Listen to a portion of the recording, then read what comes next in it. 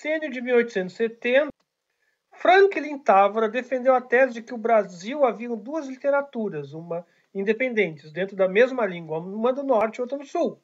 Regiões, segundo ele, muito diferentes por formação histórica, composição étnica, costumes, modismos linguísticos, etc. Por isso deu aos romances regionais que publicou o título geral de Literatura do Norte. Em nossos dias, um escritor gaúcho, Viana Mogg, procurou mostrar com bastante engenho que no Brasil há, em verdade, literaturas setoriais, diversas, refletindo as características locais. Diga-se de passagem, em nossos dias, em 2009, que é de quando essa questão. Isso quem disse foi Antônio Cândido.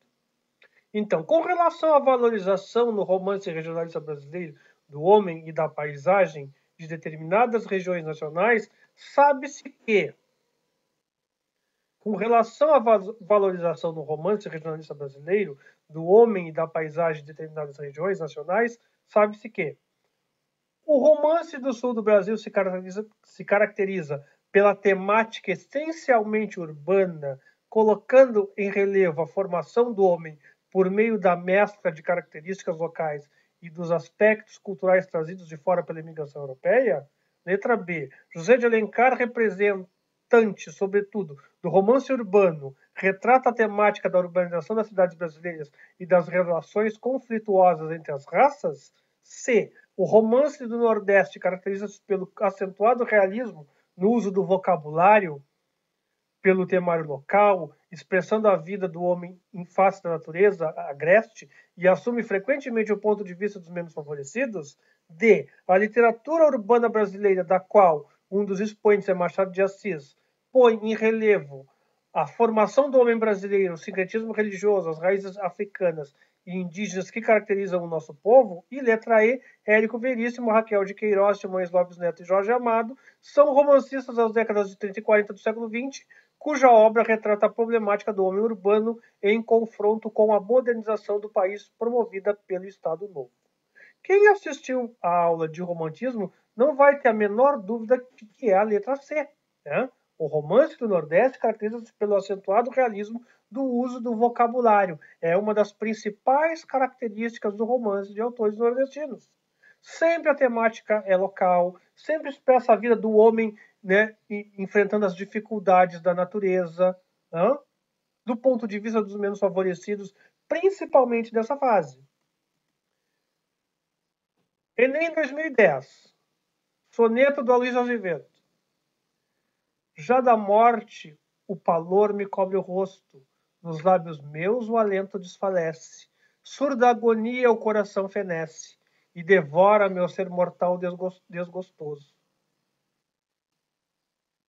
Do leito embalde no macio encosto, tento o sono reter, já esmorece o corpo exausto que o repouso esquece. Eis o estado em que a mágoa me tem posto. O adeus, o teu adeus, minha saudade, fazem que insano do viver me prive, e tenho os olhos meus na escuridade. Dá-me a esperança com que o ser mantive, volve ao amante os olhos por piedade, olhos por quem viveu, quem já não vive.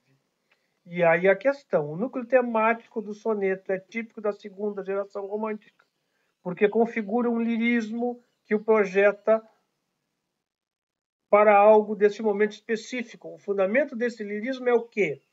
Letra A, a angústia alimentada pela constatação da irreversibilidade da morte, a melancolia que frustra a possibilidade de reação diante da perda, o descontrole das emoções provocados pela autopiedade, o desejo de morrer com um alívio para a desilusão amorosa, ou o gosto pela escuridão como solução para o sofrimento.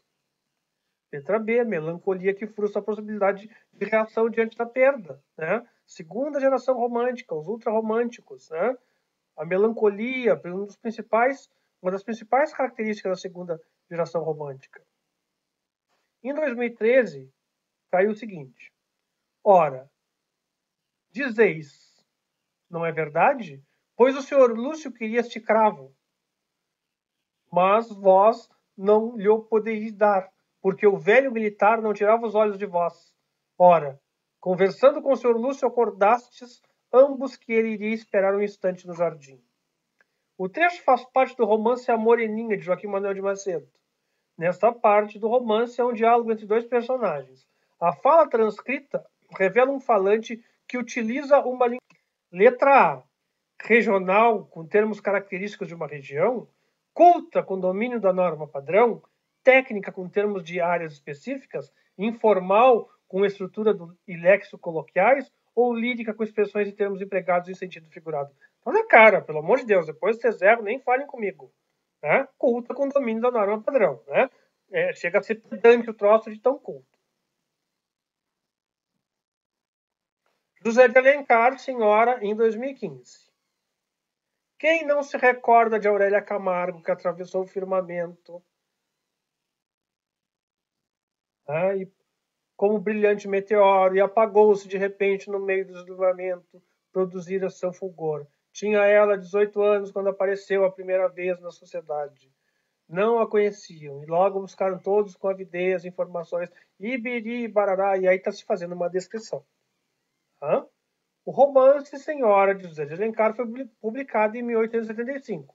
Este fragmento transcrito, a presença de Dona Firmina Mascarenhas, com a parenta de Aurélia Camargo, assimila práticas e convenções sociais inseridas no contexto do romantismo. Pois, o trabalho ficcional do narrador desvaloriza a mulher ao retratar a condição feminina na sociedade brasileira da época. O trabalho ficcional do narrador mascara os hábitos sociais no enredo de seu romance. As características da sociedade em que Aurélia vivia são remodeladas na imaginação do narrador romântico. O narrador evidencia o cerceamento sexista à autoridade da mulher financeiramente independente. O narrador incorporou em sua ficção, hábitos muito avançados para a sociedade daquele período histórico. Quando vocês não souberem o que responder, façam por eliminação. Sempre dá certo. Tem opções aqui que são impossíveis, pela época, né, pelo tipo de romance e pelo autor.